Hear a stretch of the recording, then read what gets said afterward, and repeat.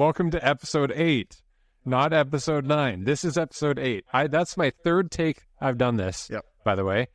Nerds, no grit. That's why I'm doing the intro. We have no Tyler today. He is out of commission. I'm not sure. I don't actually know what's up with him. The man's got a busy schedule, so I give him a pass on that. But we figured best get one more episode at least recorded before these playoffs end. Mm-hmm. We do enjoy chatting with each other, Josh. I mean, we had lots of time to set up what our topics were going to be. Because coming into today, I already mentioned this to you. I had no clue what we were going to talk about. Because it's like, well, we could talk about how the Oilers are.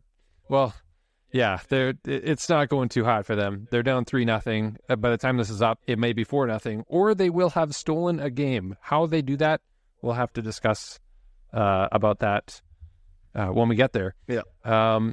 But what I did want to mention was, first of all, I didn't actually bring this up to you, Josh, but how the last episode went, and that's what we were working on a little bit as well, was fixing our audio a bit. So I'm hoping that it doesn't sound as echoey, and that we've cleaned it up a bit. And so I apologize for the last one. It was a long one, and there was a lot of great topics, and it's kind of a shame that it was just a little bit noticeable for some people. I think mainly me. Your mic was fine. Well, your mic was fine somehow. You're usually in the middle of us, and yours was fine. But I just want everyone to hear what I'm saying, and whenever it's two guys talking about Utah, I mean it was. That's why I'm trying to echo up. Yeah. So people can. This will make it twice as annoying as it is. Yeah. I mean, it was all good dialogue last time, but it should be a bit cleaner now. Just fiddling with the audio, all that stuff, all the fun stuff that y'all don't need to hear about. So we're going to try and I'm not going to bring up what we're aiming for time-wise, because the last time we did that, it always goes long. Yeah. I mean, we also figured that without Tyler, maybe we'd be able to keep it in restrictions. And no. Tyler's a great moderator, brings all the questions to us, keeps us on track. So I'm going to do my best to be a bit better with that. We've brought in some topics after discussing, beforehand. So we're going to talk a bit about the Oilers-Panthers. We're going to talk, and where that series is at, we're going to talk about Washington and them purchasing a site that we all use. We're going to talk about a little bit backtrack that probably happened about a week or two ago, which was Don Waddell signing as the general manager of the Columbus Blue Jackets, and a little bit of his history with the Hurricanes. That'll be fun to go through. And then we'll do the UFA class this year, unrestricted free agents who will be available for certain teams, maybe dive in a bit to the goalies and the goalie market, and maybe tie in Jake Markstrom with all that, because I wanted to, with limited amount of topics and then realizing how many we were going to get to, one of them was trying to figure out how I could talk to Josh about the Flames, because I'd like to hear more of his perspective on it, because they're fascinating to me. Especially because, I mean, both your teams made the playoffs this year, so I haven't. This is episode 8, and I've barely gotten to talk about my team, which I'm fine with, because I fully intend on talking about them at length in the off season. Mm-hmm. But we can discuss our boy Jacob Markstrom. He played for Vancouver as well, of course. Mm-hmm. So I have to ask, familiarity with him. Who do you think was my second favorite team, based on what I had given you? In the playoffs or just in general? Well, because you said my two teams had made the playoffs there. Oh, sorry. So no, I meant you're the Canucks and the Leafs. So you and Tyler's teams. Okay. No. That's good to know, because Leafs probably in my top 5.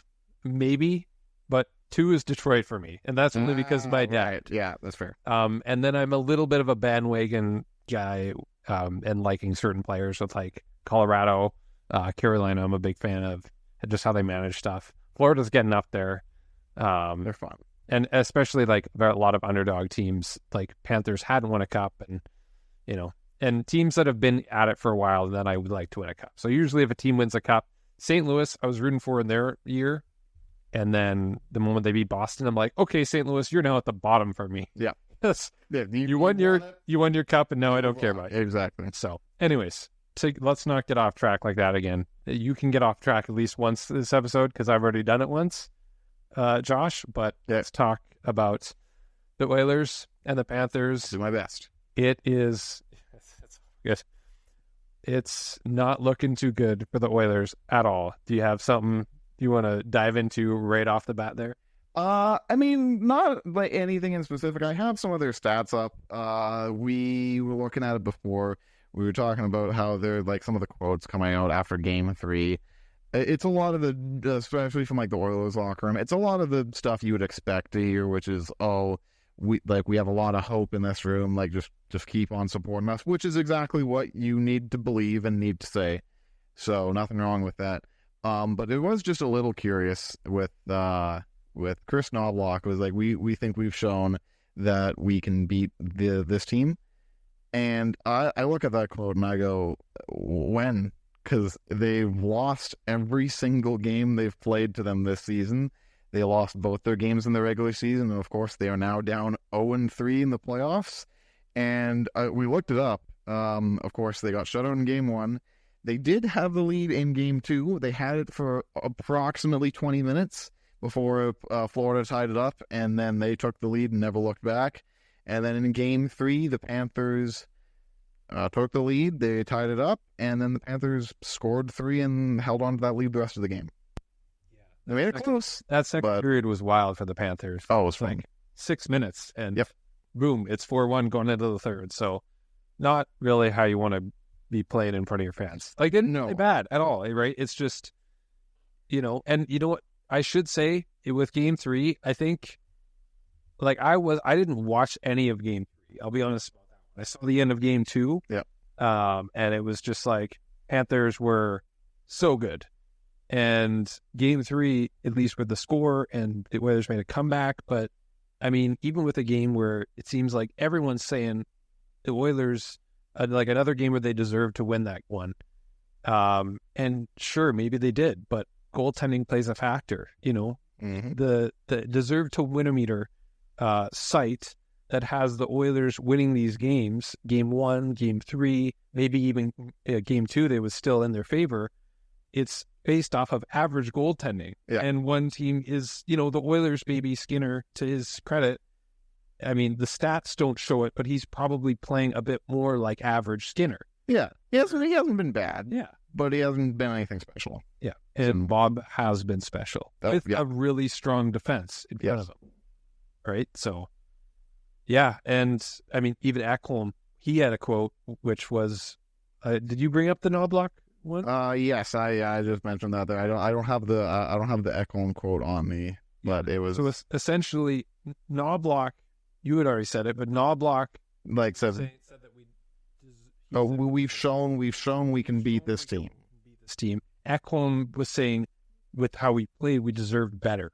Yeah, I think we would have we deserved to win one of those games. Yeah, which I don't necessarily disagree with that one, because they had the when the Oilers made it 4-3, because I watched Game 3 and they make it 4-2, and I go, okay, I'm not worried. Whatever. Florida's excellent defensively. Who cares? You're not worried for the Panthers. Exactly. They made it 4-3, and there was 5 or 6 minutes left. I'm like, okay, they're actually making a game of this. And then Holloway who nearly scored the game tire a minute after there, but Bob makes some incredible save there, cross crease, getting the pad down. That's a fantastic save that probably should have gone in, which would have tied the game. And if the Oilers tie that game, I mean, it's anyone's game, and the momentum's definitely in Edmonton's favor. But they don't, and the chances about the best they had for the rest of the game, pretty much. They didn't, Florida's just been excellent defensively. And yeah. Even how they defend when they get the puck in their zone, whether it's the penalty kill or even strength near the end of the game, they are killer on the wall. Yeah. And I felt like when the Canucks played the Oilers, the Oilers would generally have the puck a lot more when they were playing at their best. And when the Canucks were at their best, that was kind of how they took it to the Oilers, was along the wall and how they moved the puck on the outside. And you wanted to see them attacking more. Florida is able to attack so much deadlier, obviously off the rush. And even watching them cycle it through in Game 2, when they're at home, just noticing that, if it got to the point they were so quick to get rid of it, whether it was a shot towards the net or back down low. And like they would be either, they would let pucks go or they would rim it and then the guy would catch it. One guy would catch it.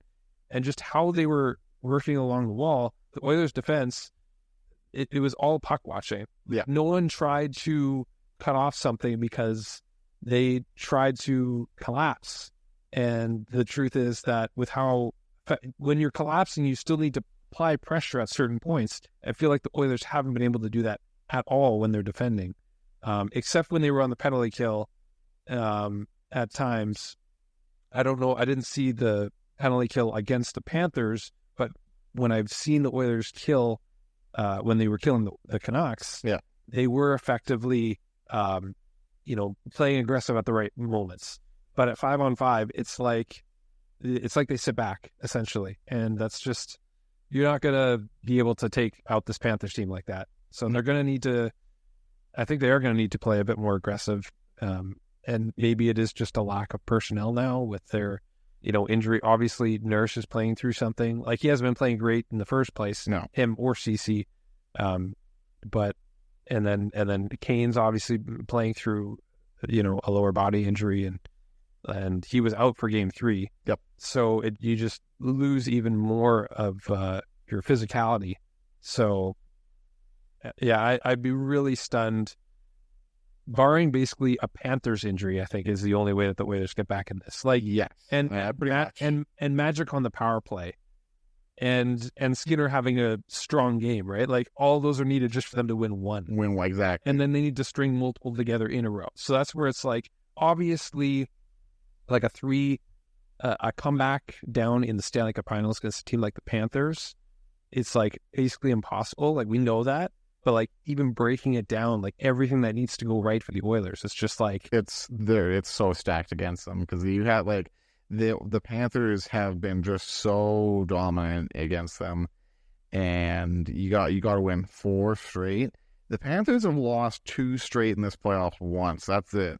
They lost games 2 and 3 to the Rangers, and then they won 3 straight to move on to the Cup final. Right. They lost only once to Tampa, and they lose twice to Boston. But that was games 1 and I think 5. 5, yeah, because they were up 3-1. Yeah. So like the Panthers are not a team that loses multiple games in a row. Most good teams don't. No. Right. Exactly. And if they do, they usually storm back in some significant fashion.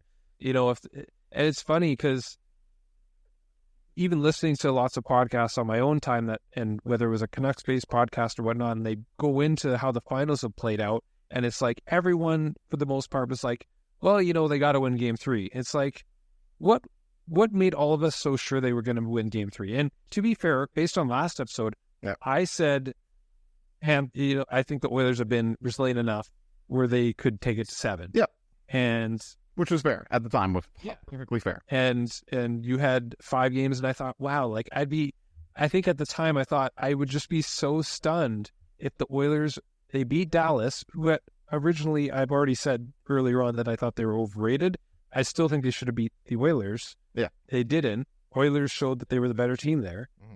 And then they go to the Panthers, and it's 2-0, and everyone's thinking, and I was just like, you know what? If we really think about it, with the injuries that they're suffering, it looks like some of their guys are just gas, like McDavid and Draisaitl. They don't have an answer for all the shutdown players that are playing so well for the Panthers and their goaltending.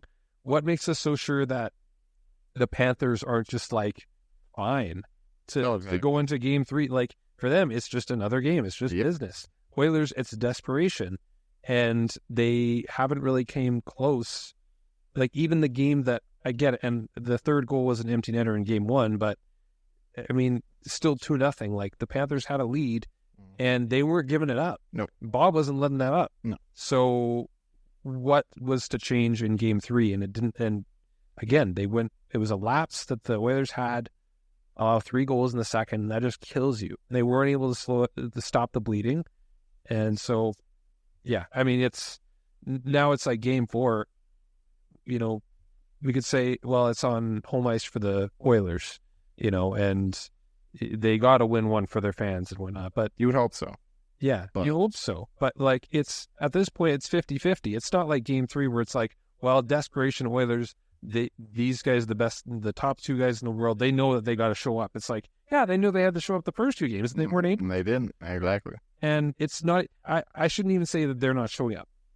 They're like the points aren't there, but they're just getting beat by a better team. Exactly. Like that's the thing with Florida these playoffs is they've made everyone they've beaten look bad. Like the Rangers won the President's Trophy. They took them to 6 games. And looking at that series, I know a lot of people, myself included, go, man, the Panthers kicked the Rangers' ass for 6 games. Like the Rangers are a very good team. Yeah. And Florida just, we're good. Well, like they lost 2 games, and even then, never dealt. It was only because of Shesterkin. Yeah, exactly. And I mean, Shesty stole them 2 games. Yeah. Swayman. Like, how did they win 2? It's like, yeah, well, the first game it was a blowout. Yeah. That was Panthers had a lot of time off. Bruins, after a 7-game series against Toronto, they're coming out flying, and then Panthers storm back. And yeah, so it's crazy how the Panthers, they've made every team just look inferior. Yeah. So, and it's like, well, yeah, they're playing good teams and hard to, like, Tampa, Boston, Rangers, all physical teams. And teams that have gone deep in the playoff, like the Lightning have 2 cups in the last few years, made it to the Cup Finals 3 years in a row. Boston made it 2019. They're still like a very solid team. Rangers, and that core has always been hard to play against. Exactly. And even with the turnover, hard to play against. Yeah. And then the Rangers, they got there through an elite goaltender, which can be frustrating to play against. Yeah. Clutch goals from their top 6, and like gritty players like Trocheck was, he's a hard to play against player. Kreider's hard to play against. Zibanejad is like a big body. He obviously didn't really have an answer, I don't think, much this playoffs. Panarin was red hot, and then he was stifled. And then it's the Oilers now, and the Oilers may be the least physical of those 4 teams. Just how they're just their style, right? Oh, exactly. And even their arguably most physical guys, and like Kane, are just beaten up. Kind of how the Panthers were last year. Tkachuk was beaten up. Oh yeah, he was just done, and now him and the rest of the team are prepared to. They've been prepared. Like they were the hungriest team, one of the hungriest teams coming in, and just crazy how they played. We're at 18 minutes now. Okay. So that was a pretty good segment. Do you have anything you want to chime in stats-wise on the top guys? Or even other points with the cup bearing, right? Not transfers the cup. Yeah, like, well, the stats-wise, you got, like, I mean, Barkov and Tkachuk have been showing up. They've been good. Well, actually, I say that Tkachuk has 1 point in this series, but he's still doing his job. And McDavid's got 3 points there so far, but Bouchard, Draisaitl, and Hyman have gotten nothing. Which you gotta find a way. You gotta find a way somehow if you can. But or even straight. Well, exactly. But I think it's gonna be funny when Corey Perry loses his 4th Stanley Cup Finals in like 5 years with another team. Do you think he retires after this year? Maybe. He's got his cup. He's got his gold medal. He's done like. You want to make it 5? I hope so. That'd be funny. I wonder which team signs him with the hope that, like, I think Buffalo would be okay with losing the Stanley Cup Finals next year, right? 100%. So do you sign Corey? 100%. And you know what? To be fair, Oilers fans, I feel, should be pretty happy with this season. I mean, obviously, it's not ending the way you wanted to, barring a miracle comeback. In which case, then, hell yeah, it's a fantastic story. But even still, Cup Finals, you finally made it there, like, when a lot of people didn't have you making it. So good for you. Actually, it's funny, my coworker's husband's going to Game 4 tomorrow. They're flying. I think they flew out today. And so I messaged them, and I said, I'm like, oh, like, at least, like, you'll either get to see your team win and stay alive, which is fun, or you'll get to see the cup handed out, which I know sucks. I know obviously if the Flames in that position, I'd want to see the Flames win, but getting to see the cup handed out is pretty cool. if your team's down 3-0 in the finals, it's still like a cool consolation prize if you're going to pay for those tickets. Yeah, exactly. Right, and go to that game. So yeah. I mean, if it's 3-1, then or 3-2, then you're like, we got to do it. But like 3-0, I mean, you always want your team to win, 100%. But if you're, like I like what you said there in terms of the like there's no shame in losing to the Panthers. There might be a little bit based on like, man, you didn't win a game and you weren't really ever in the series except when it was 0-0. And Matthew Tkachuk gets to hoist the Stanley Cup in Edmonton. That would be fantastic. I saw a tweet like basically saying Canucks and Flames fans are probably having a ton of fun hate watching this series, and I'd like to respond to that. Yes. Very much so. This is very fun for me, and I'm enjoying every second of it. This is one of the two outcomes that we love as fellow Flame and Canucks fans bonding together here. It was either very disappointing overtime Game 7 loss or getting swept, and they're very close to getting swept, or the third best option, you being correct, Josh. Yeah. With a 4-1 prediction. So Florida in 5. Yeah. I made that prediction that I woke up this morning and thought, man, did I pick too many games? Oh, yeah. Like, one extra game. Exactly, yeah. But, well, you know what? And in fairness, not that this is their plan, but I think Panthers fans, that would be really cool to see the Stanley Cup won on home ice for Florida. I think that would be so good. If anything, just for the extra revenue for like the team, it would be good. But yeah, no, the Panthers fans, it would be more special for them to get to see it hoisted in front of them. That being said, I don't think they want to even let the Oilers have a chance to come back in this series. If I'm them, I go, you know what? It'd be nice to win it at home. I don't care. We don't have a championship. You never won. You're not going to risk. Yeah, exactly. Yeah. Don't do it. Don't risk the possibility of the worst way to lose ever. 100%. Having the best right there, and then a monumental collapse. Yeah. That would be wow.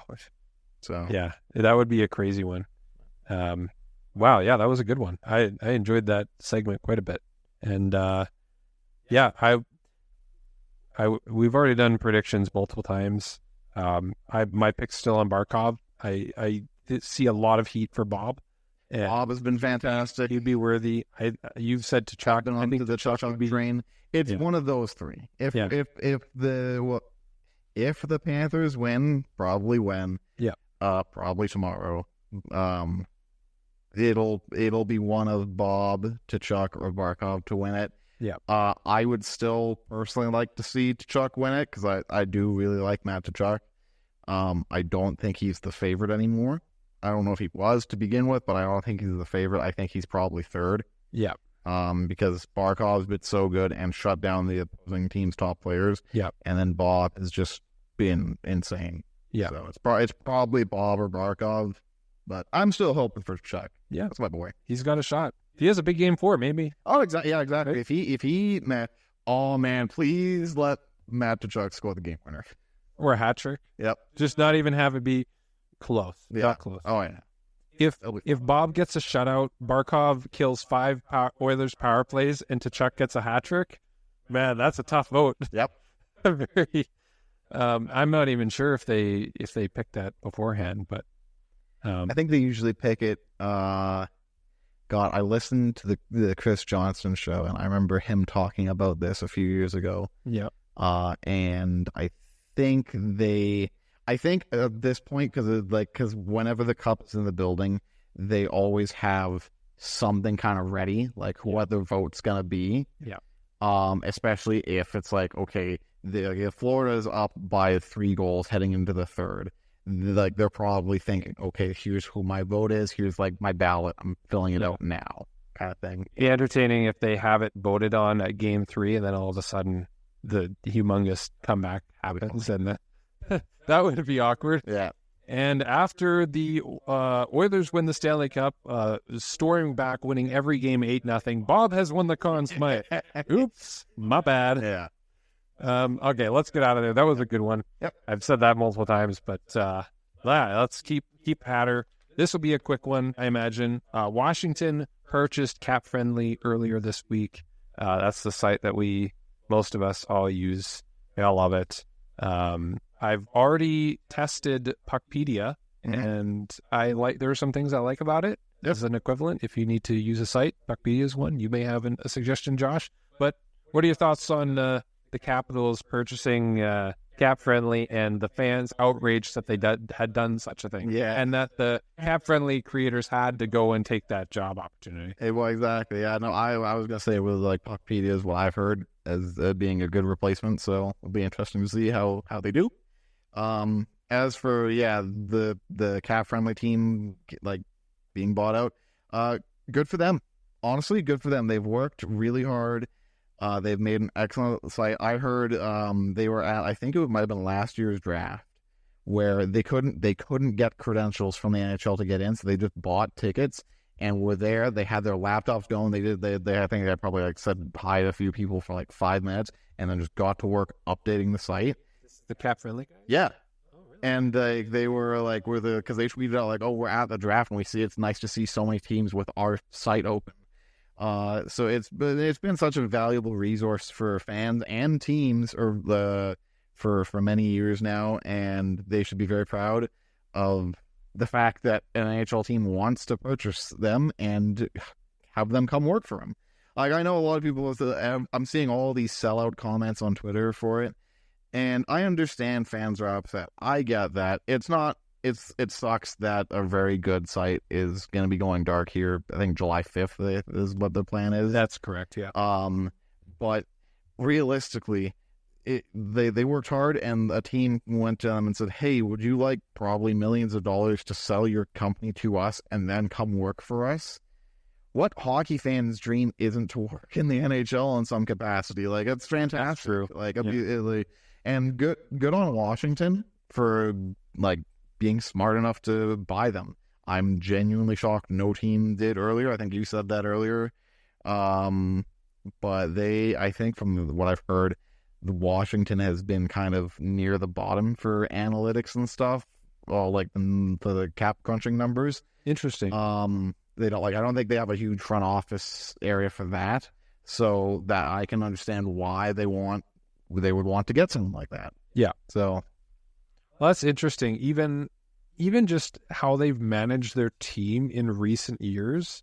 Like, I find how they've kind of transitioned out of their cup-winning roster. Obviously, Markstrom, got hurt. A lot of their older guys have gotten just injured and old over the last couple of years. Oshie most recently, right? Probably his last year. Yeah. And like just a lot of the guys they went after, either that they got through trade or they had signed. I think straight up their defense, like they extended a couple of years back within the last few years. Trevor Van Riemsdyk, Nick Jensen. They traded their first the other year for Rasmus Sandin. That reminds me of the Romanov trade that the Islanders made when they traded a higher first to get an established young defenseman. Maybe more established than Sandin was in Toronto, but he was just behind so many guys. So the Capitals, to me, they're not the first team that I would have thought like, oh yeah, they need they should be purchasing CapFriendly.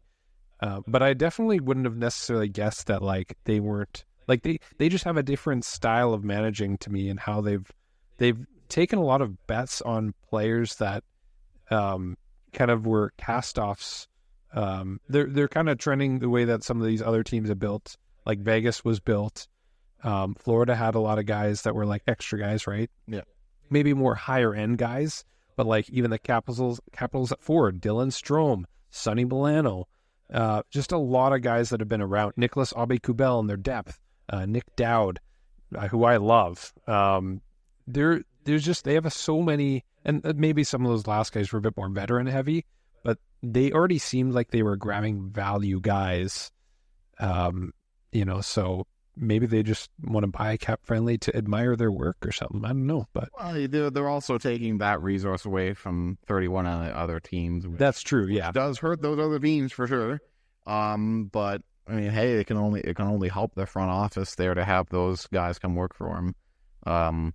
mean, they did sign the Tom Wilson deal there what was it, like a season or two ago, where he's getting paid $6.5 million until 2030, 2031. Yeah, that's a long one. Yeah. And how old is he? He is 30.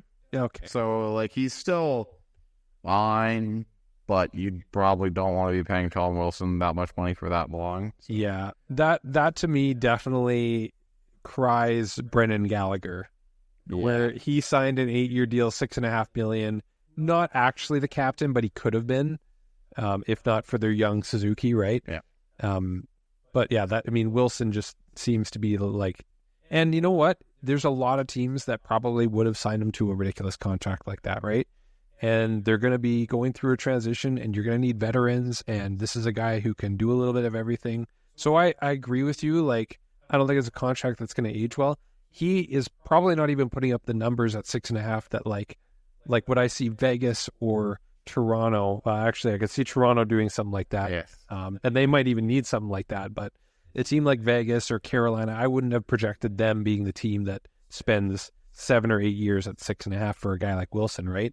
Not that he's not valuable, but just like the money going into a guy at that age who is more of a secondary to third in terms of scoring guy in your lineup. Obviously, he plays in the top 6 and you want him there, but he's a much better Dakota Joshua. Maybe not even, right? I mean, at this point. So, but CapFriendly and Washington, and I think it's a good move. And any team that, they're surprised it wasn't, like I said, like you mentioned, they probably should have been bought a while ago, and good for the three amigos that get a new job working with the Capitals. So, they may be part of the next great generation of Capitals coming forward. So 100%. That's a pretty good thing to follow up with. Yep.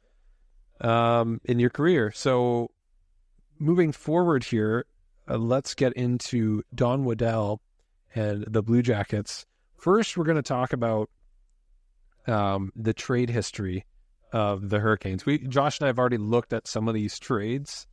And like I've already kind of had some of my first reactions, but hopefully I'll have another good reaction, because if you're listening right now, I think you're going to really enjoy this history lesson of this is kind of how the Hurricanes, when Waddell came in, probably when they started to turn the corner in terms of, different thinking. I imagine he probably hired a lot of the guys that are in their department of scouting right now. Yeah. In their assistant GMs and Eric Tulsky there, and I'm assuming he was the one that Waddell brought him in. Yeah. And he's now the official GM. He's now the GM, and I was hearing a lot of teams were looking like that, wanted to we want a GM, we want to move our current GM to be president. Who are we going to replace him with? Eric Tulsky was a name that was tossed around quite a lot. Yeah. So I think if he wasn't promoted to GM, someone else would have done it. Yeah. So good for him. But Waddell is he made some trades, and that is probably because the Hurricanes were good before Waddell got there, but that you're right. That is when they started making more different style deals, building it a bit differently, and becoming a very good team in the NHL. Yeah. And very, very much not to pun, because we just went off of this, but capitalizing on the certain age of when to sign guys and not taking too high of bets. And I mean, they had to be like that, because after their 06, they were a good team, but they probably, again, more like the Nashville of the East, where not a huge market team. They had their franchise icons that had won there, and then so Eric Stahl and Cam Ward, and then Jordan Stahl came to be with Eric Stahl. That was much even before Waddell. Yeah. But just going, and I mean, I'd be curious to see the difference of the roster that year, when Eric Stahl and those guys left, and when Jordan Stahl came in, and when Waddell came in, and so that transition of how Carolina went from kind of being in the middle and then starting to form, and it wasn't right away. It definitely took them a couple of years. But and how they started to become good. So let's get into some of the trades. The first trade that Don Waddell made as the GM of the Carolina Hurricanes was on May 3rd, 2018. He traded Marcus Kruger and a 2018 third-round pick who became Ty Emberson to the Arizona Coyotes for a 2018 fourth-round pick, Luke Penman, and Jordan Martinook, which that's a guy he's, I believe, still with them. Is he not? I should say, we are going to get into this, but he is a UFA. Okay. And it seems like, I mean, they did sign Chattenfield earlier, the defenseman. They only had Burns and Slavin basically signed. But they have a lot of UFAs on defense, and Martinook was one of their forwards as a UFA. So is Teravainen and a couple guys. But yeah, I mean, Martinook, that's a great find because he had not broken out. He might have still been in the AHL at that time. So yeah, I mean, he's been good. I just pulled up his stats here. He's been good for Carolina. He's been he's had some 15-point seasons there, but he wasn't playing every game, and that was during the COVID shortened years. Was he established on Arizona because it was from Arizona? Yes. Was he established on their roster? I would say because 2014-15 was his first season. Played 8 games, but then afterwards, the next 3 seasons with the Coyotes, he played 81 games, 77 games, 80 yeah, somewhere in his roster. I was incorrect thinking he was out of the AHL. It's just Arizona AHL kind of coincides. I just assumed they were in the AHL for that long. That's definitely fair. But no, you can usually count on him for 20 to 30 points. There he's gotten put up 34 points 2022, 2023. You have his playoff stats in that same page? I do. Yes, he did. Actually, yes. In 15 games, he put up 12 points. Yeah. That was last year? That was last year. This year in 11 games, he put up 4. Okay. But still, that's a solid player. Yeah. That's a very solid player. And so for your first trade as GM, not bad. Yeah. The next one is one of his biggest, and that is June 23rd, 2018. I remember this day very well. I was convinced the Flames would never trade this guy, and then they did. Which one? The Dougie Hamilton. Really? Yes. You didn't think they were going to trade him? Well, because I looked at it and I go, okay, no, you probably trade Brody or Giordano or someone else ahead of Hamilton because just the talent. Right, then it came out the defense at that time. Exactly, but then it kind of came out how Hamilton wasn't fitting in with the team. So I'm like, okay, that makes sense. I thought I have to, just because you mentioned that specifically, him not fitting in with the team, I think I heard something at that time about him not going to the museum with the boys, or the fact that he went to the museum without the boys. That's what it was. Something about a museum. That's all I know. Allegedly, that's what it was that I think the rest of the team were doing, I don't think it was a team meeting kind of thing. I think it was kind of the players just hanging out somewhere. Yeah. Yeah. And he didn't want to do that, and he went to a museum. That I believe is what reportedly happened. Which I just want to say, if that's all my bias against Dougie Hamilton is as a player, is the fact that he wanted to go to a museum. And I'm not even saying that I'm a museum guy, but good on Dougie for just doing your own thing. And you know what? Hang with the teammates and the boys, and that's important to do throughout the year. But go to a museum, whenever. Cool, good on you, Dougie. I mean, I think for him, I've more so seen him get walked once or twice, specifically by Kuzmenko a year or two ago. Yeah. Just I have this bias where I'm not sure he's really, maybe defensively he's kind of like Myers, where just the odd blunder and a big lanky defenseman that's not as good as he is defensively. But he went to Carolina and he was in Calgary. He's been in very good defensive teams, right? Oh, yeah. And at this age, I'm sure that he's probably not making the same mistakes he necessarily made as consistently as he might have at 21. Yeah, he's been very good for New Jersey. Yeah. But no, so that the big trade there, probably one of his biggest. He trades Elias Lindholm and Noah Hannafin, both young players at the time, and for Michael Ferland, Dougie Hamilton, and Adam Fox. Now, Adam Fox is a guy who I've discussed before on this podcast. Yeah, we have. I am not a fan of him because he basically was like, I'm going to go to the Rangers no matter what. And just screw him. I mean, hey, that's right, I guess, but also screw Adam Fox. I'm sure Carolina fans would agree with me on that. Yeah. I mean, with that rule, honestly, with the college thing and limited, honestly, why do we even have a draft if you... sure, if you don't want to play somewhere, sure. But yeah, it only happens once in a while. It's not necessarily changing. Exactly. That's another conversation. Yeah. But Michael Furlan, good for I think he played like a season or two there, and was very good with the Hurricanes. And then Dougie Hamilton, of course, was excellent with the Canes, and then left in free agency when signed with the Devils. Mm-hmm. Whereas Lindholm and Hanifin played, I think there was like 6 seasons with Calgary, and they both got traded this season. So that trade tree is still going for them.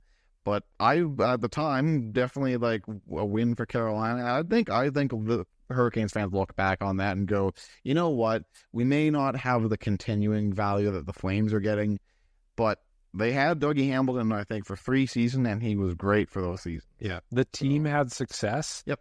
And they also didn't feel that he was necessarily worth what he was getting paid. Otherwise, they would have signed it, right?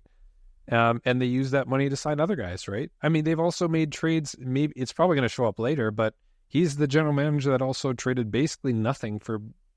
And I know it didn't work out, but Max Pacioretty, right? Yes. So just like future consideration. Well, I don't even know if it was future considerations. I think it's listed on here as future considerations.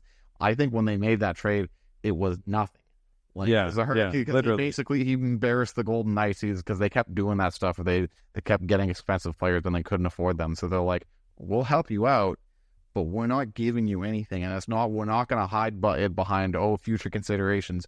We are not giving up anything for this player. Yeah. And meanwhile, Vegas, to Vegas credit, they would also be like, well, $7 million free cap space. We can sign Riley Smith. Who cares? Exactly. Right? Like, the Patches would just end up on LTIR at some point anyway. So, but I mean, not to get off of that, but like that previous trade there, I think you're correct that was a pretty good deal for Carolina at the time. It's just a pretty fair trade in general. Like, sure, long term, Calgary wins that with the value they got, but you can't always, like, who wins? It's like the O'Reilly for Tage Thompson trade. Yeah. And it's not based around that because they got a lot more than just Thompson for O'Reilly.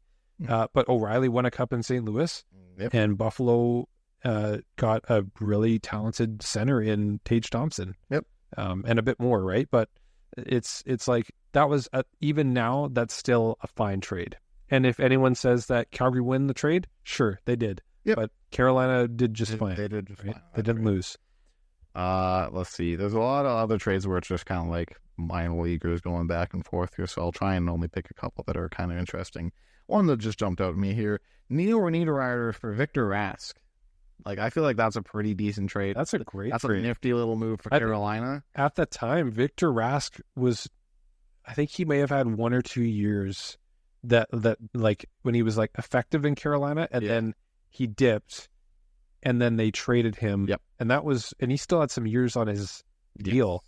So I remember it being like why is Minnesota going after Rask? Like, they obviously think they can bounce back, and I guess Niederreiter just was ready for a change. But I thought that's a great trade. A great trade for the Hurricanes. Yeah, and that's a good player they got for it. Then, of course, they flipped Adam Fox to the Rangers for end up being 2 second-round picks, one 2019, one 2020. Did they keep either of those? Well, Mads Søgaard was the one they used in 2019, and he's now on the Senators. Yeah, I think he was drafted by the Sens, so they probably traded that. Yes, and then Noel Gunler was drafted in the 2020 second-round pick. And he was a Canes pick. Yes. I believe so. I'm very certain of that. Very certain. Yeah, he is. Yeah, he's like still with so. But then the next one on this list is a fun one that I wish Tyler was here for, because it's the classic. There, the Leafs made a bad signing, and they had to give up some picks to get rid of it. There, they got rid of the final year of Marleau's deal. Yes, because he had 1 year left. Yes, the Leafs trade Patrick Marleau, who was making $6.25 million, a 2020 first and a 2027 round pick to the Hurricanes. Yeah, it wouldn't have gone in with exactly. That's an NHL thing. Exactly. And then they got in return, the Leafs got a 2026 round pick, who they drafted Axel Rindell. Don't know who that is. No name. Now the picks the Carolina got, I mean, they got Marleau, but I think Marleau retired, so They could I think they bought him out. They might have bought him out, yeah. Yeah, I mean, it would have only been 2 years, right? Exactly. So, yeah, I think they bought him out. And then, the 7th round pick, they got Alexander Passion. Again, never heard of him. Don't know who that is. Yeah. However, the 1st round pick that they got from the Leafs, they used to draft Seth Jarvis. That is a very good player. Let's just ignore the fact that it was Jarvis for a second. Because, I mean, if you get him at that pick, you're probably pretty happy. Yep. But, and they didn't trade, like, it wasn't this number at the time because it was like they traded the first for the next year. Yeah. And then Toronto didn't do as well. And it was, I believe, 13th overall. It was 13th overall, that is correct. That's a really high pick to get rid of. I got 1 year left of a $6 million aging player. I mean, Marleau, basically at that point, I mean, he got bought out. So, and basically not even an NHL player anymore, right? Like a bottom 6 guy. Yeah. Like a currently Kyle Okposo type player, like a barely. Yeah. I'm just actually curious now. I'm thinking about it because that was a 2020 first round pick, and I'm like 13th overall. But like, how would the Leafs, who have made the playoffs every year, get the 13th overall pick? Because that was their pick. And I believe that would have been because that was the year with the COVID happened, and they did not technically make the. Did they make the playoffs? No. They lost in the play. They lost in the play-in round to Columbus. That makes so much sense. I was going to say because they did make the playoffs, but so did most teams. Did. Like 6 teams didn't. Exactly. Yeah. Like there was like 4 or 6 teams. Like the top 4 or 6, whatever it was. Yeah. Had the little play, like the round robin, just the side seeding. Yeah. I think it was like Philly and Colorado. Like Philly was unreal that year. Yeah, they were my cup pick that year. Yeah, they did not do too well. But that would make sense how the Leafs got the 13th overall pick because they technically would have missed, and I guess it would have worked out with because they lost somehow. Yeah, that they got 13th overall. So it's a fun little tidbit there. Mm-hmm. Let's see, what are some other fun ones here? There's one from June 27, 2019. The Hurricanes got Erik Haula from the Vegas Golden Knights for 2021 5th round pick. Man, Oscar Plano and Nicholas Waugh.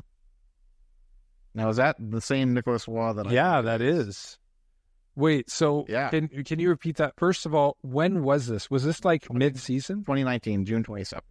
So 27th. So this would have been this was just before COVID, so still normal. Okay, so this was off-season trade. Yes, this would have been probably a draft trade, honestly. Interesting. So they gave up. It was Nicholas and a 2021 5th. And for Erik Haula. And a 5th? Yeah. Okay. For Haula. Yeah, I mean, so Haula played probably at least another year. I think he was all right in Carolina. He was all right in Carolina. He didn't, and then he walked in free agency, like a lot of their players do. Yeah. But not a heavy price. But Nick Waugh turned out to be a pretty good deal for Vegas. So a little bit surprised that they gave up on him in Carolina, but maybe they just didn't think that he was going to be quite polished enough as he's a big body center. Mm-hmm. You know, a lot of teams would like a third line center like Nick Waugh. Yep. So. But like not like a crazy overpayment. Like Howell's a good player. Oh yeah, no, he's fine. Yeah. And actually, here's the continuation of that trade. Kind of, February 24th, 2020, the Hurricanes acquired Vincent Trocheck from the Florida Panthers. Oh, and in exchange, the Panthers get Erik Haula. Oh, they moved him. Okay, yep. So he didn't walk. Never mind. No, I was gonna say I think he was with the Hurricanes for like a year. Yeah, it would have been a year. Yeah. And then Lucas Wallmark. I remember him. Yeah, Trace Prisky, I think his name is, and Eetu Luostarinen. Oh, he was a Cane. He was part of that deal. That's correct. That they got Vincent Trocheck for. I think that's a pretty good deal for both teams. Trocheck played really well in Carolina. It's a shame they couldn't keep him. They could sure have used him this year. Mm-hmm. And then, and like Panthers probably should have, in hindsight, kept Trocheck. But Luostarinen's been fantastic. And they got Haula, another NHL player. And then Prisky, I'm pretty sure, is just an AHL guy. And do you say anything else with that? Lucas Wallmark. and Lucas Wallmark. So he was like a bubble guy on their lineup. He was a bottom six. Kind of reminds me like a Lyndon Bay, just like a guy you kind of hope he pans out a bit more in this spot. So yeah, Panthers took a couple parts that they liked, and Lou Strainen was just a decent prospect. He turned out to be very impactful in their run so far this year. So key part of their third line. So yeah, that was a good trade for the Panthers there. Let's try and give us one or two more trades, and we'll move on. Yeah, that's what I was just thinking. The one I had in mind there, I wanted to find. I just found it. July 22nd, 2021. This one at the time, I was confused by. I think a lot of people were confused by. The Hurricanes acquire from the Detroit Red Wings Jonathan Bernier and a 2021 third round pick for the Vegases, who they drafted Aiden Preshuk. I think I'm pronouncing that right. I'm not familiar with that name. In return, the Red Wings get Alex Nedeljkovic. And Hurricanes fans were livid. Yes. Because Ned had just had a great season. I think he just won did he win the Calder that year? He was nominated for it. He was definitely nominated for it. And so he had a fantastic year that year. And it was like, oh, wow, the Hurricanes, like, found their guy probably. Like, great. And then they trade him. Not only did they trade him for Jonathan Bernier, which, again, I wish Tyler was here because he could comment on his thoughts on Jonathan Bernier. Yeah. I like him. He's fine. I will say at the time, I didn't overreact. Like, I wasn't completely convinced that Ned was great because I knew Carolina's defense was great. Yep. I thought it was a little low, but goalie trades are usually very low. But the two vivid things I remember about it, first of all, Bernier, those were his signing rights as a UFA. Yes. He did not play a game with Carolina. He walked in free agency. Correct. Signed with New Jersey. Yes. And then basically very quickly New Jersey got hurt. And just been done. Yeah. Much. Yeah, exactly.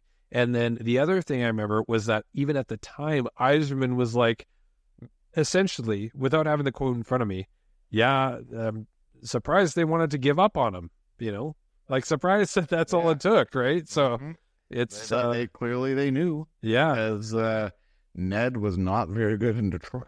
Yeah. And now he finds himself as the backup, the 1B in Pittsburgh.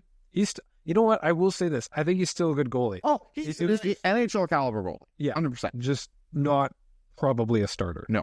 Although he was their starter down the stretch. Yep. Like they rode the hot hand. Credit to Dubas and them for playing him there.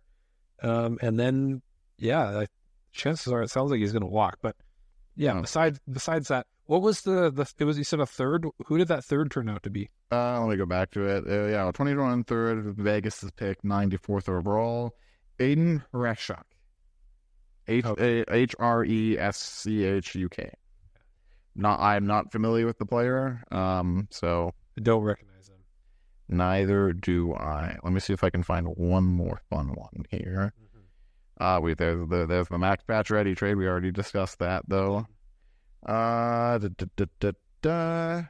There's some okay ones here. Nothing really nothing standing out to Was there me. Like, as you've been scrolling, have there been any that you've noticed that were pretty bad? Nothing there's not really been any significant ones that it's like, oh man, they really screwed themselves over by making this trade. Yeah.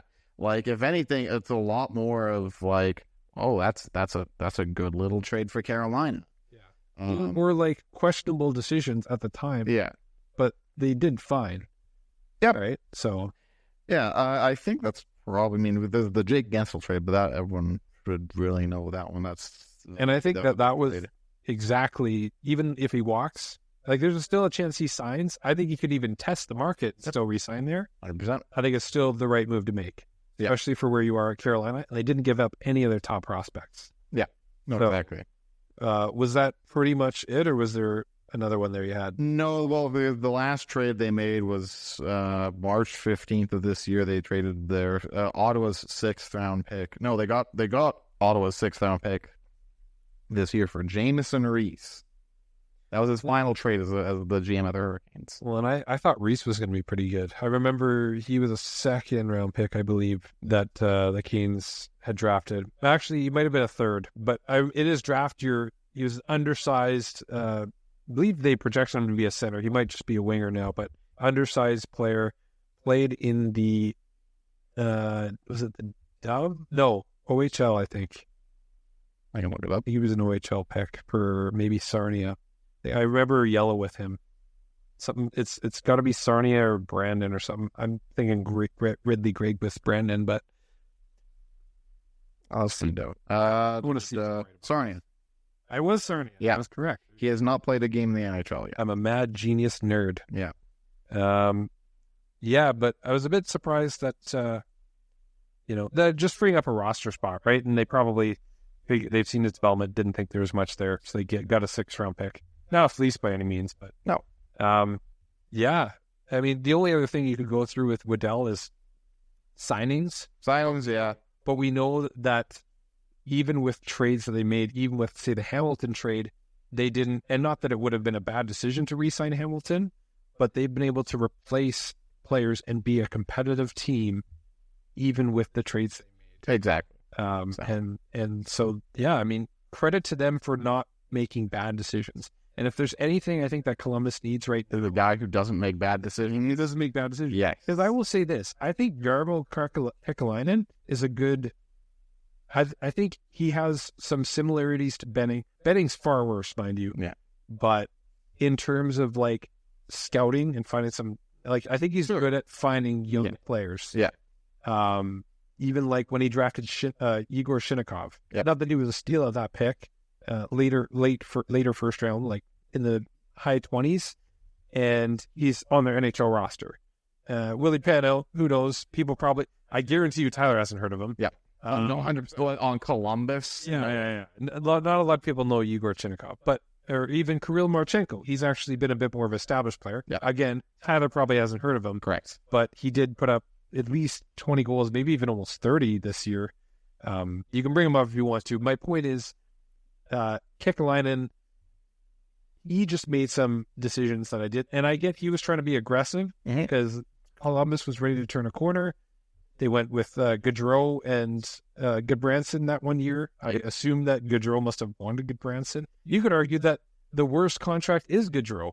People probably won't do that because they are against Goodbranson, and I get it. Yep. But I also, you know what? And Josh, you may have different feelings on this. I wouldn't have signed. If for Calgary, and I get maybe fans could have been like, well, if he wasn't going to sign there, they should have traded him. They were on a playoff run. Oh, 100%. No, you had to keep. And I'd rather that you do that 100% and not re-sign him. And I think it was a good thing they didn't re-sign him because I think it would have just kept you in a loop. And I think that the right decision for Calgary was to either do a quick retool with new players or go into the full rebuild. Yeah. That's fair. With different players, right? And who knows? I'm not so sure that Tkachuk stays if Gaudreau's there. I think it's more likely, but that's a whole nother thing. Yeah. But yeah. So, but back with Waddell, I think that he has similar. He's similar to Kekalainen in that he is also a pretty intuitive GM when it comes to finding players. At not overpaying them, right? And making decisions that are going to hold you back. One of the last moves that Kekalainen did to Columbus was sign Damon Severson. They traded for his rights, I think, with a third or something, and then they signed him to an 8-year deal. Not sure that Severson's that guy. He's a right shot guy. There are certain defensemen where it's like you probably need to, in order for Severson to work out there, in order for going off the board, a guy like Nurse to work out in Edmonton, okay, you signed those contracts. They haven't worked out. Your team hasn't been good. Maybe that's part of the reason for Severson and Columbus. But now you need to find a way to make that contract work. There's not many teams will just outright trade for a guy who you just signed to an 8-year deal. Yeah. So I think maybe for Waddell in Columbus, he's got lots of young pieces with Fantilli, Ted Johnson, who I do like. Former Trail Smoke Eater. Yeah. That's one of the strangest junior hockey names of all time to me. ECHL. Because who the heck eats smoke? From Trail. Yeah. So, and you know what? If you're from Trail, you probably know the reasoning for them being called the Smoke Eaters. For someone who doesn't know that, once again, it's like, why? Yeah. But yeah, they just have a lot of intriguing players. Defense, they have David Juracek coming up. They obviously have Werenski still there for another 3 or 4 years, I believe 4 years left on his deal. I was looking at them actually earlier, so I'm pretty sure it's 4 years. And they have 1 year of Provorov. They got to decide if they want to keep him. I like him as a player. I'd love if the Canucks could go after him. So Waddell could go in multiple directions with Columbus, where he could make the most of those players right now and try and get younger and build around the Fantilli core. Yeah. And because that being said, you're not going to be trading Gaudreau anytime soon, similar to Huberdeau. Yeah. So make the most of them. Because they, you know what?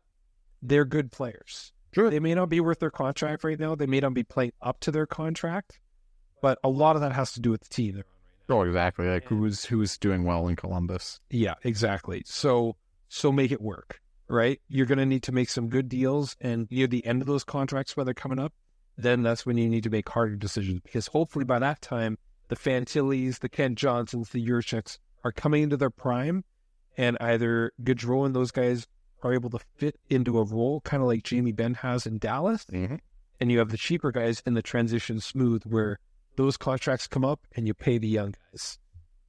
And I'm really, I'm not against Columbus. They're a team I'm really rooting for. Again, haven't won a cup, haven't had a lot of franchise success. No. I would love to see them improve, and I think Waddell is a really solid fit there. Oh yeah, no, 100%. I think that's again, like you said, it's a guy who makes some good decisions there, and that's really is what they need. And not bad ones. No, exactly. They've just been. I just feel bad for Blue Jackets fans because they've really been like irrelevant for so long, and we'll see what they can do.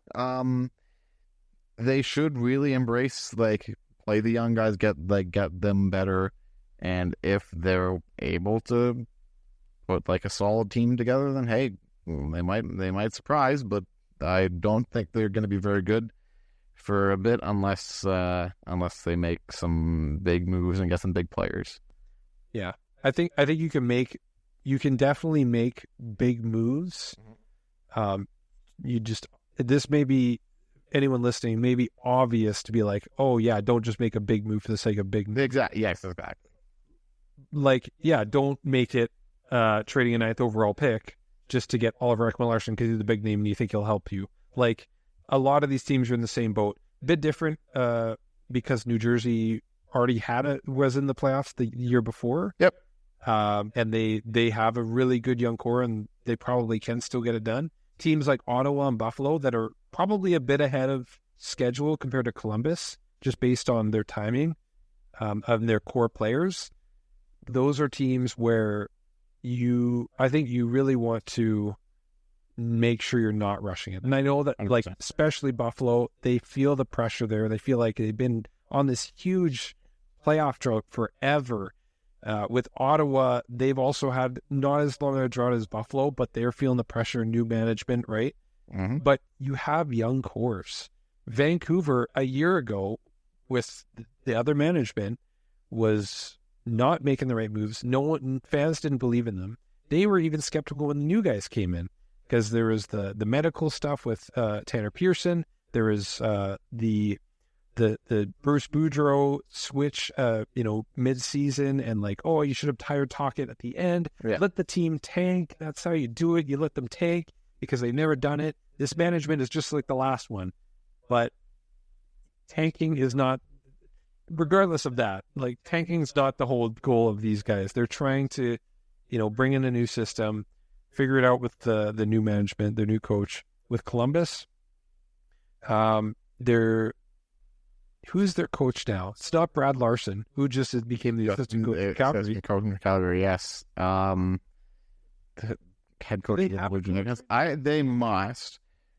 Check. I'm looking it up right now. Blue Jackets head coach. But that's one where Columbus. Pascal Vincent.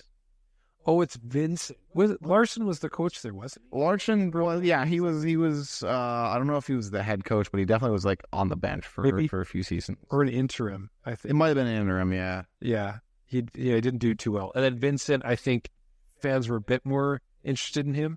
I mean, Waddell will have to decide if Vincent's the guy too, but you definitely go into the season next year with him and see how he does. Exactly. Unless he has a guy he just wants to hire there. Yeah. Columbus, like I said, they're in a position just like those other two teams. And I'll say this for all those three teams, Buffalo, Ottawa, Columbus. You can make the right moves to improve. We're going to get into it with UFAs and potentially the goalie market. Don't overpay necessarily for a goaltender. Don't overpay necessarily for a right shot defenseman in free agency. Yeah. But, just like make the right move. Don't make the move just if everyone signs on free agency and Matt Dumba's the only guy left, don't give Matt Dumba a 6x6. Yeah. That's basically it, okay? That's all I'm going to say to all those teams, okay? Just don't do that. So, and nothing against Matthew Dumba, just he's not a 6x6 because of his name. I think after the experiment with Utah and then trading to Tampa Bay, he goes to a team where he had a ton of ice time, then goes to Tampa Bay in a depth role, and he didn't really fit either place. So I think his number probably isn't as high as what he might have been expecting when the cap goes up. But who knows? Maybe someone will give him a decent deal because he's not actually that old. I think he's like 29, 30 compared to for a guy you'd think has been in the league forever. So, yeah, he's not too bad. Are you ready to get into UFAs? Let's do that. We spent a lot of time on Columbus. How much what do we have for time? I'm going to double check here. We spent a while. We're at just over an hour. Oh boy. That's how it is. All right, that's how it goes. If you want, we can save some UFA stuff for next time. How about that? I think so. You want to just talk about some goalies? Want to just talk about a goalie? We talk about a goalie and get into as many other goalies as you want, but we'll start with the first one. I'll ask you, Josh. Jacob Markstrom, where do you think he's headed? Because it seems like he's ready for a change. He might have been ready for a change at the deadline. Yeah, right? That's definitely what it sounded like. Markey definitely wants to go to a contender there. He's worked hard his career. He's been a very good goalie for the Flames, a very good goalie for the Canucks. I think he's earned his time to actually go and play for a contender and go on some cup runs. He's got 2 years left on his deal, so this season and next season. He's 34, I believe. Let me look that up. But I think he's going to go to a contender. New Jersey is obviously the one's been rumored the most. Yeah. And they do have assets, too. That makes the most sense. As you're searching that up to double check his age. 34. 34, correct. I'll throw some teams at you. Sure. So, obviously, let's go Buffalo. I'm just going to say them because they have some young goalies there. Yep. Do they want a veteran goalie? Do they want to get him via trade? And is Barks from that guy? I don't think so, just because that seems like a guy, they seem pretty intent on trying to make Devin Levi the starter. Mm-hmm. And Markstrom would be a great mentor for him, for sure. For me, I was very happy when Wolf came up and was playing with them for the last bit of the season, because I'm like, yes, let Markstrom take the lion's share of the games, let Wolf get into some of them, learn from a very good NHL goalie, and then Wolf can take over the crease eventually. I think that could definitely be the same case for Buffalo, but I think they seem a lot more intent on just making Levi the full-time starter for some reason. So UPL is actually really good for them down the stretch as well. 100%.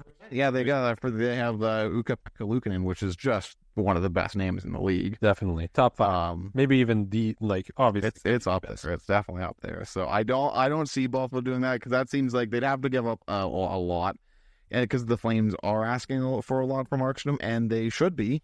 Let me pull up his numbers here from the season. He had he had a 905 save percentage, which is a lot worse than I was expecting. But to be fair, he had a brutal start to the year. He was bad. He got hurt. And then I believe when he came back from injury, fantastic. Yeah. Down the stretch when the team was selling off, he was playing out of his mind. He's if they managed to trade him, it's not a probability that the Flames would have a lower pick. The Flames definitely would be picking better than 9. They might even be pushing top 5 if it wasn't for Markstrom. That's how bad the Flames were this season. That's probably why it's interesting, because I would argue probably at that time they should have traded him, Yep. But at the same time, for the development of Wolf, I think it is important that you get a veteran backup or a veteran goalie with him. Yeah. Like, it could have been the Jake Allen type, but New Jersey made their move to get Jake Allen. And I don't think Calgary's going to trade for a guy. I think you sign a guy. Yes. I mean, that's a whole other question about if you think Vladar should even still be in Calgary, because he still has another year left on his. He's got one more year, $2 million, yeah. Do you just go with Wolf and Vladar? Or do you grab a third goalie that's more established than even Vladar? Cam Talbot range, but not necessarily Talbot, because he's probably looking to be on a better team than that. It's funny. I actually was going to grab Cam Talbot. And he was a Flame, wasn't he? He was. He played the one season in Calgary. He was good as a Flame. Yeah, I know a lot of fans are kind of like we're pushing for just a Vladar Wolf tandem. I'm not personally, just because Vladar has been fine. He's had some good stretches, he's had some bad stretches.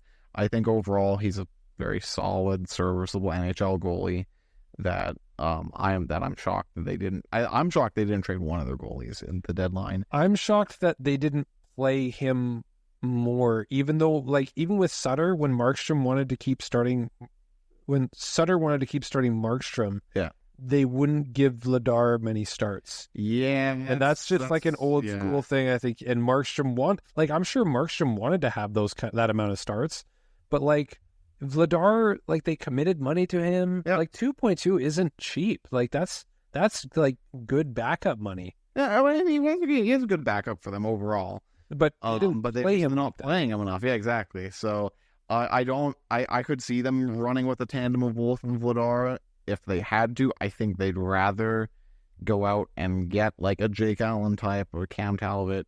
So like a guy who's been there and can like play the majority of the games. Like if they can get someone who can play 45 to 50 games, doesn't have to be good. Just has to be a guy who can like stop the puck to stay healthy for this period of time, right? And Antti Ranta's not there. Yeah, exactly. And then like have Wolf play 30 games. Great. I just don't see that with Wolf and Vladar, because those are two young goalies, and you could just pick one or the other. But if that's the case, there is a very clear and obvious answer. It's Wolf. Yeah. Like, I love Vladar. He's great. Yeah. No. Yeah, just move Vladar. I mean, you could do 3 goalies, but I think for Wolf, it would be better if you give him and another veteran goalie, try and split that, or 50-30 in that ballpark. Yeah. And then Vladar, give him an opportunity if you have to retain a smidge or take on another small contract, and move him to a team that needs a backup. Exactly. Maybe he goes back to Boston, right? Yeah, that could be a fit there. But yeah, with Markstrom, it would be nice to get not a full season of Markstrom for the Flames, but like I wouldn't mind if they kept him just for like for that first reason, half of it. I think just for like for Wolf to get more established. I don't think that's going to happen. I think they're going to trade him. Yeah. He's a good guy to have as in front of him. I think he was good for Demko too. Oh yes, like of course, like that's a guy that because he's a guy who can play 50 to 60 games. Yeah. I say 60. He played 63 in 2021-22. It was very good. But like I played 60 with the Cox a couple times. So yeah, there's a guy who can play 50 to 60 games for you. He plays volume, yeah. And is a very good stop at the puck. Yes. So you could also I don't even know where to find the stat, because I'm not that kind of a nerd. Yeah. But I think his saves above expected, goals saved above expected was like probably top 5. It was top 5 this season. Yeah, he was really good. He was extremely good down the stretch, and because again, the Flames were trading off all their defensemen there, and they just they were a rough team. That's the other thing, is they'll need to get a veteran defense in front and guys that are willing to block shots to support whoever is going to be in front of, whether it's Wolf and Talbot or whoever that other veteran goalie is, right? Yeah. Even if they did decide, maybe they do decide Vladar Wolf. But if you're doing that, you better get good defense. Yeah. Exactly. Bring Kris back on a 1-year deal if he wants to come back. Yeah, exactly.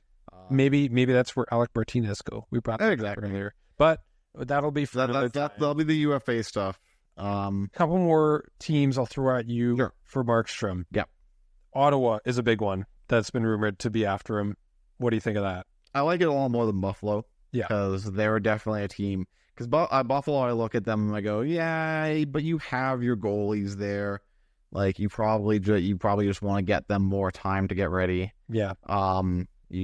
Whereas Ottawa is a team that they have a good forward core. Mm-hmm. Their defense, if they keep it together, they have some good players, but they need an actual NHL goalie. Like they can't keep rolling with what they have. They had the guy from Columbus, Korpisalo and Forsberg. Well, I'm a big Forsberg fan, but he didn't have a great year. Neither of them has very good years. If you put Jacob Markstrom in net for them, it doesn't solve their problems. It doesn't solve their problems, but it does help mask a lot of them. Yeah. And they're probably not a playoff team, but they're going to be a lot closer to that wild card fight than they were this season. And if they're more aggressive to fix their depth and their defense on the right side and getting similar to even how Calgary needs to structure, get more guys that can block shots, help your goalie out.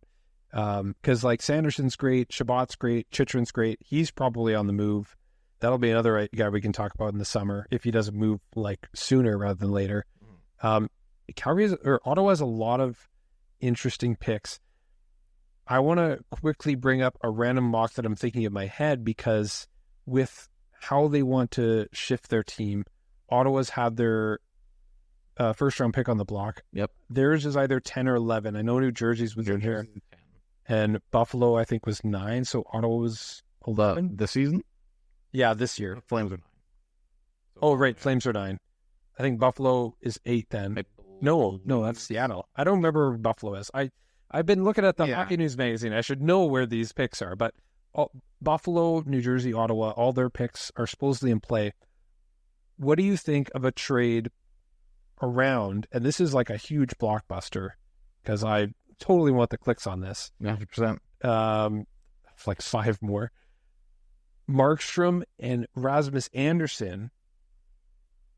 Okay. And then in a separate trade, Ottawa will move Chychrun. Sure. Their defense will then look like Anderson, Zub, and Chabot and Sanderson. Yep. So Anderson and Markstrom, and that makes it worth it for them to give up their 11th, because you're not getting that kind of a pick for Markstrom. But if you make it Anderson, then you could do the 11th and you could grab another prospect. So Ottawa has the 7th pick. They have the 7th? They have 7th overall, yeah. I feel like that would be... Do they want to give up another 7th overall pick? They did it for DeBrincat. But I think like, if you're Calgary, if I'm you, I feel like, and it's not just the 7th, because Anderson alone is pretty close. That's ballpark. I would say both Markstrom and Anderson are worth a first-round pick each. Probably maybe a later one for, like, if you did it separately, you could probably get a late first-round pick. For Markstrom, yeah. Well, Anderson's been extremely good, too, so... Oh, no, like, I'm saying, like, Anderson, you might need more than the 7th for... Oh, yeah, no, exactly, yeah. Yeah, because the difference of a right shot D like Anderson, who's top pairing quality, versus a DeBrincat, who elite scoring winger and 40 goal guy. That's what they thought when they were trading for him, and he's obviously young and all that. He's an RFA. You could trade him again, even though we all know how that played out. Yeah. Anderson is a more valuable piece to your team, 100%. And at least for another year, while you work on an extension, he's still on a steal right now at 4.5. Oh yeah. So that alone, I'm just saying for Ottawa, if they're really convinced, like if they're going to go really aggressive, can you make it a big deal? And I think it makes sense for Calgary if they're ready to move on from Anderson, and they may want to re-sign, like, and that could still be fine if they're looking for a quicker retool, because he's still like 27, maybe 28 when he signed like 28 UFA. Yeah.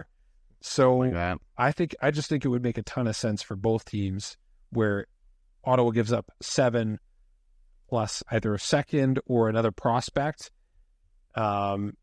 Maybe they give up even a bit more if they throw the Korpisalo contract in. Yeah. And that gives you a goalie that I know he's not great. Not good, but he can play. I think that Korpisalo is better than he's shown. Yep. And I think that even if they made a trade where it's not as big as I'm talking, it's like Markstrom for prospects in a second or something with Ottawa. Yeah. Markstrom, Korpisalo is a lot better if he's a 1B. I think, there. 100%. And I think his numbers would be great. You improve the defense. Markstrom would be the starter. That could be really good. There's a world where some of these goalies that teams can't move because of their contracts, you can make a tandem out of Korpisalo and Markstrom. So that would seem intriguing to me. And then we'll go one more because, we should probably bring in with Tyler's here with Toronto. Fair. But I guess New Jersey is where you see. Yeah, that's the one that makes the most sense to me.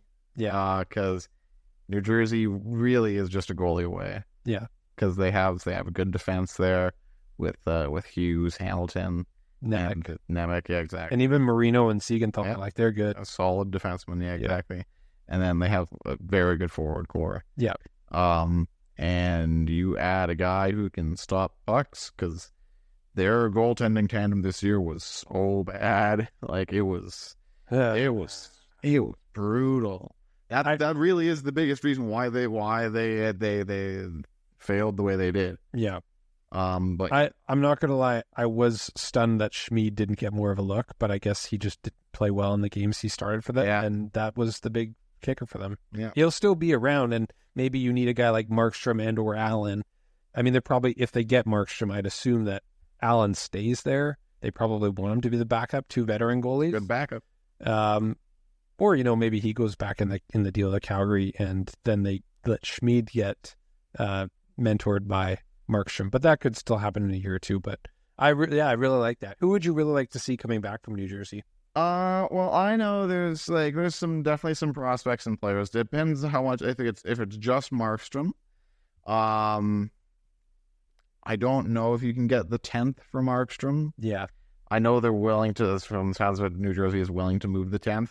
I saw some Flames fans suggesting like using Vancouver's pick, the 28th overall, and Markstrom to get the 10th. Interesting, to move up. Yeah. I don't hate that at all. I don't actually hate that for New Jersey either. No, because if you're New Jersey, you're getting a top 10 goalie in the league, arguably, which solves a lot of the problems you had. Yeah, and you're projecting, you give up the 10th overall pick this year, to a team in the other conference, so it's not like it's a huge risk there. True. And with that, you're expecting, we have everything now. We should be going for the cup. Mm-hmm. And you still got a 28. And you still get the 28. So it's not like you just completely miss the first round and then your next pick would be where it wouldn't even be 42nd. San Jose has the 42nd, their pick there. It would be in the 3rd round this year. Yeah. Looks like, yes. And the truth is, whoever you draft with that pick, you're either really happy with them, or you can even reflip the pick at the draft for something else. Well, exactly. Pretty much any pick outside the top 3 to 5, odds are you're probably going to be waiting at least a season or 2. Yeah. If not more, especially once you get down to 10. Yeah. You're probably waiting 2 seasons for sure, maybe even 3.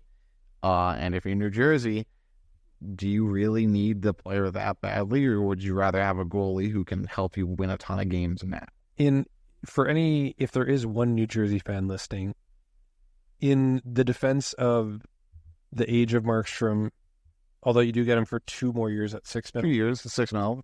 Not cheap, but you could get the Flames to retain. Well, I'm suggesting that, maybe that would actually be what has to happen. But with Markstrom, with some of the other goalies that are on the market, the Saros, the Ullmark, they only have 1 year. Yeah. And Markstrom should be good for 2 more years. There's no reason why he won't be there. He's had some up and down seasons in Calgary. Yeah. But on the whole, you look at his career, his career save percentage is .909.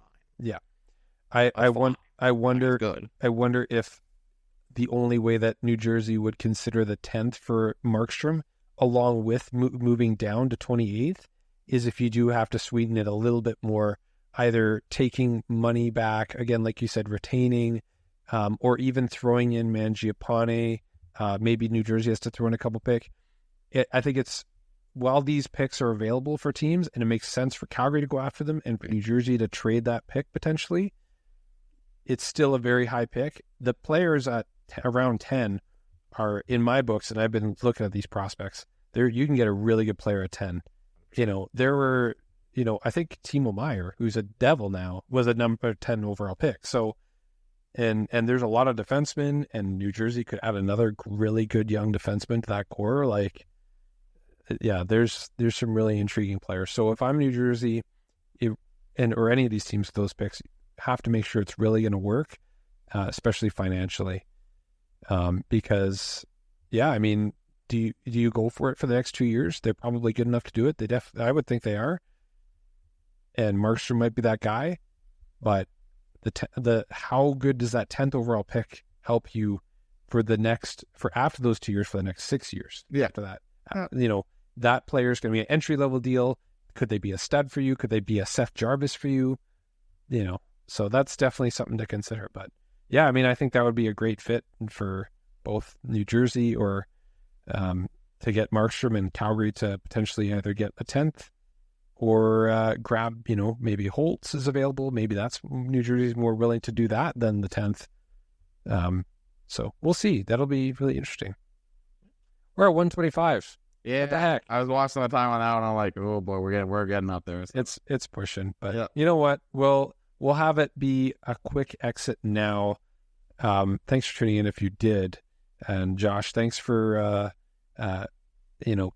letting me stay here we're in your basement again, and really appreciate, or should say your roommate's basement, right? I mean, that's the mean.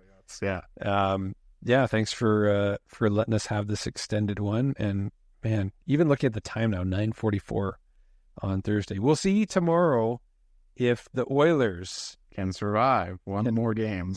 Will survive. Do something for their fans, right? Yeah. I mean, what is surviving now? I mean, that's what it is. They're in the finals, but yeah, we'll see how that goes. As a Canucks fan and an Oilers fan, or a Canucks fan for me, Flames fan for you. Yeah.